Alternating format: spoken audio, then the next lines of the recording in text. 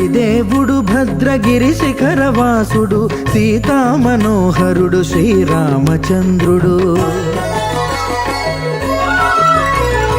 ఆదిదేవుడు భద్రగిరి శిఖరవాసుడు సీతామనోహరుడు శ్రీరామచంద్రుడు. నాతి సీతను గూడి నారదాదులతోడి వీర వెంకట సత్యనారాయణ వ్రతము వేడుకలరగజేయు చూడగా రండి, దేవదేవుని సత్యదేవు పాడండి.